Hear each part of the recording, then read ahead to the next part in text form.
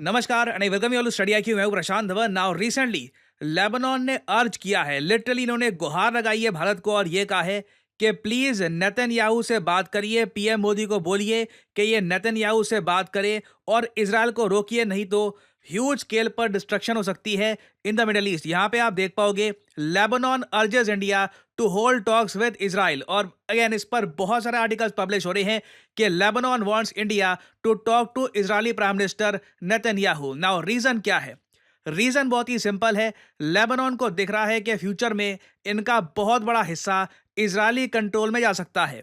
अब तक आप ये तो समझ गए होंगे कि ये यहाँ पे ये इजराइल है, ये ग्रीन पार्ट ये इजराइल हो गया, और ऊपर जो यहाँ पे पर्पल कंट्री है ये है लेबनान। लेबनान में देखिए इजराइल की मिलिट्री घुस चुकी है। धीरे धीरे इजराइल अपना चौथा पांचवा डिवीजन लगातार सेंड कर रहा है।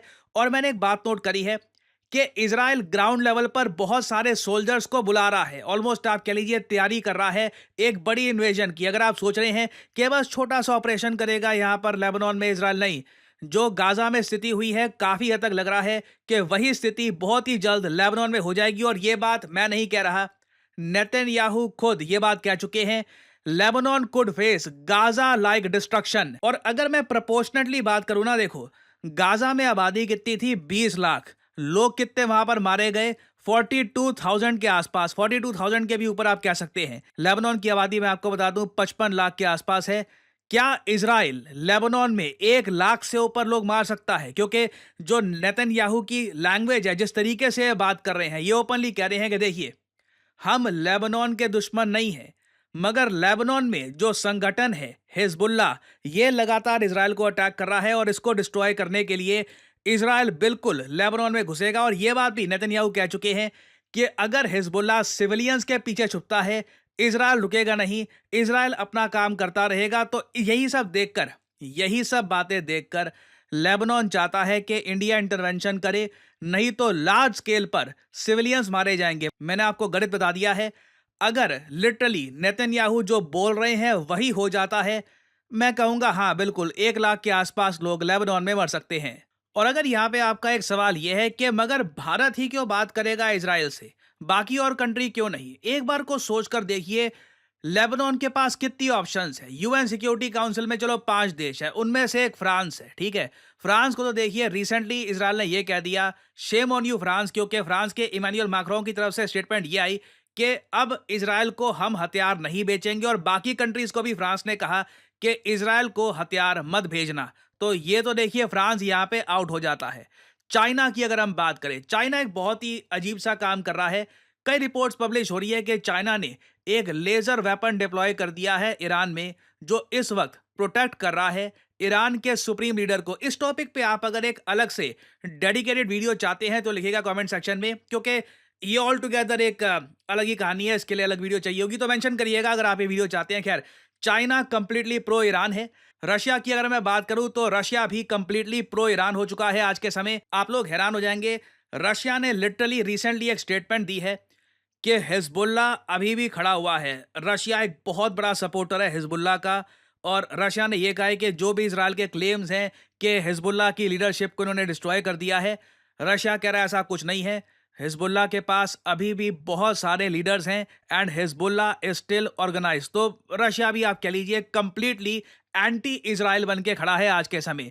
यूएसए की अगर हम बात करें तो देखिए जो करंट एडमिनिस्ट्रेशन है यूएसए में, जो बाइडेन की जो सरकार है, उनसे नेतन्याहू डायरेक्टली बहुत कम बात कर रहे हैं। यूएसए की गवर्नमेंट इस बात को लेकर काफी गुस्सा है कि इजराइल इनके साथ ये प्लान्स भी शेयर नहीं कर रहा कि ये ईरान को कब और कैसे मारेंगे। US has no idea. Israel ने कंप्लीट सीक्रेसी रखी है और यूएस नर्वस है इस बात को लेकर कि इजराइल कोई बड़ा अटैक ही ना कर दे जिसके रिस्पांस में एक वॉर स्टार्ट हो जाए। तो घूम फिर के कितने देश बचते हैं जिनके लीडर से बेंजामिन नेतन्याहू लगातार फोन पर बात करते हैं? मैं आपको बताता हूं, रिसेंटली आपने देखा होगा पीएम मोदी की एक फोन कॉल हुई थी नेतन्याहू के साथ, और मोदी जी ने यहां पर यह कहा था कि आतंकवाद की कोई भी जगह नहीं है आज के समय, रीजनल एस्केलेशन का ध्यान रखना। पीएम मोदी आज के समय मैं कहूंगा अकेले लीडर हैं जो फोन पर बात करते हैं नेतन्याहू से। ये बात पब्लिश की जाती है कि हाँ बिल्कुल नेतन्याहू ने पीएम मोदी से बात करी है, और इंडिया ने ये इशू उठाया है कि इजराइल ये जो भी आप कर रहे हैं सब में ध्यान रखना बड़ी वॉर ना स्टार्ट हो जाए। और आप अगर इजराइल के विदेश मंत्रालय की तरफ से भी स्टेटमेंट देखो तो इंडिया के बारे में ये लोग ये कहते हैं, India is a voice of reason. India का जो लॉजिक है, इंडिया जिस तरीके से अपनी बात रखता है दुनिया के सामने, ये बहुत इंपॉर्टेंट है और इंडिया को एक इंपॉर्टेंट पार्टनर ये मानते हैं। तो इसलिए लेबनान की सरकार अब ये कह रही है इंडिया को कि कुछ भी कहकर इजराइल को रोक दो ना। क्या इजराइल रुक पाएगा? देखिए, नेतन्याहू इस वक्त इन्वेजन प्लान कर रहे हैं। इन्वेजन का मतलब यह है कि सीधा सीधा ये बहुत सारा हिस्सा लेबनान का, इधर आप देख पाओगे यहाँ पर ये टायर जो है ना, यहाँ पर पहले तो इजराइल इसको कब्जाने की कोशिश करेगा, उसके बाद साइडॉन और फिर इवेंचुअली बेरूत। मुझे लग रहा है कि इजराइल कोशिश करेगा अपने टैंक से, अपनी मिलिट्री से, कि ऑल द वे ये बेरूत पहुंच पाए। अब यहाँ पे आप कहोगे मैं ये कैसे कह सकता हूं कि ये इजराइल का टारगेट है। देखो, इजराइल इस बात को लेकर बहुत सारी पोस्ट कर रहा है कि Beirut, this is the city of Hezbollah strong hold. यहीं पर हिजबुल्ला के मेन हेडक्वार्टर्स हैं, यहीं से ये लोग प्लानिंग करते हैं और इजराइल यहीं पे लगातार बॉम्बिंग कर रहा है। और इन्होंने ये बात कही है कि बेरूत सिंस एक हेवीली पॉपुलेटेड सिटी है, इसके नीचे बहुत सारे बेसेस बना रखे हैं हिजबुल्ला ने। तो अगर हिजबुल्ला को कंप्लीटली डिसमेंटल करना है तो इजराइल वहां पे आ रहा है। और इन्होंने इस टाइप के पर्चे ऑलरेडी बांटने स्टार्ट कर दिए हैं कि इजराइल की जो वॉर है ये हिजबुल्ला के अगेंस्ट है, द पीपल ऑफ लेबनान इनके अगेंस्ट नहीं है। तो अगर कोई यहाँ पर कोलैटरल डैमेज होता है, हमें मत ब्लेम करना। तो इस पर्टिकुलर केस में देखिए, मुझे लगता नहीं है कि इंडिया इजराइल को ज़रा कुछ बोलेगा भी, क्योंकि लेबनान कभी इंडिया की हेल्प में नहीं आया। आई मीन, लेबनान ने कभी कश्मीर के इशू को लेकर या फिर किसी और इशू को लेकर इंडिया की ज़रा कुछ बड़ी हेल्प करी नहीं है। तो हमारे पास कोई एक बड़ा जियोपॉलिटिकल रीज़न है नहीं कि हम इजराइल को यहाँ पर रोके कि अपनी इन्वेजन रोक दीजिए, स्पेशली एक ऐसे टाइम में जब कई इजरायली नागरिक ऑलरेडी मारे जा चुके हैं इन लेबनान। जी हाँ, हिजबुल्ला कई इजरायली सोल्जर्स को मार चुका है। तो अब अचानक से लगता नहीं है कि इजराइल अपने सारे प्लान्स विड्रॉ कर लेगा। नेतन्याहू डेफिनेटली कुछ बड़ा कर रहे हैं और मैं सरप्राइज नहीं होऊंगा कि आने वाले कुछ सालों में एक जो ग्रेटर इजराइल की सब लोग बात कर रहे हैं, इसकी थोड़े बहुत ग्लिम्स आप देखना स्टार्ट कर दोगे। तो अभी देखिए, इस टॉपिक से रिलेटेड बहुत सी डेवलपमेंट्स आएंगी। I will keep you updated. और फाइनली आपसे पूछूंगा एक सवाल। देखिए, हाल ही में एक चुनाव हुए हैं, अजीब सा चुनाव। देश की 28% आबादी ने वोट किया और 90%, एक्चुअली 90.7% लोगों ने कहा कि ये आदमी काइस साइड, ये होना चाहिए फिर से हमारा प्रेसिडेंट। तो आप सोच लीजिए क्या चुनाव हुए होंगे, क्या हुआ होगा। मगर काइस सईद ये नाम आज के समय काफी न्यूज में है। ये फिर से बन चुके हैं प्रेसिडेंट एक कंट्री के। जो नंबर्स सामने आए हैं देखकर सब लोग हंसी रहे हैं कि 90% मेजोरिटी के साथ इनको वोट मिले हैं। खैर, आपको बताना है कि हाल ही में काइस सईद किस कंट्री के प्रेसिडेंट फिर से बन चुके हैं। ये हैं यहाँ पे आपकी ऑप्शंस, तुनीसिया, अल्जीरिया, इजिप्ट या फिर लेबनान। कमेंट सेक्शन में करिए उत्तर। जो लोग देंगे सही आंसर, उनकी कमेंट को मैं हार्ट दे दूंगा ताकि बाकी लोग समझ पाए कि सही उत्तर क्या है। और फाइनली आप लोगों के लिए एक बहुत ही इंपॉर्टेंट जानकारी, स्टडी आईक्यू का जो फास्ट ट्रैक बैच है ये 3 दिन में स्टार्ट होने वाला है। जी हाँ, 11 तारीख को पहली क्लास है स्टडी आईक्यू के फास्ट ट्रैक बैच की। और इस बैच का नाम फास्ट ट्रैक पता है क्यों है?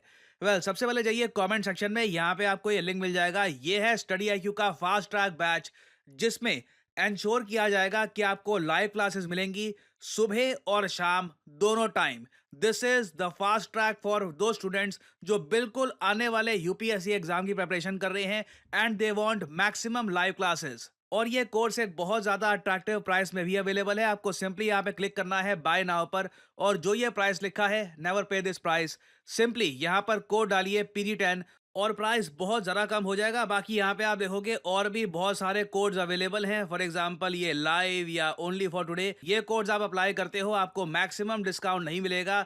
Simply use the code PD10 and get the maximum discount possible.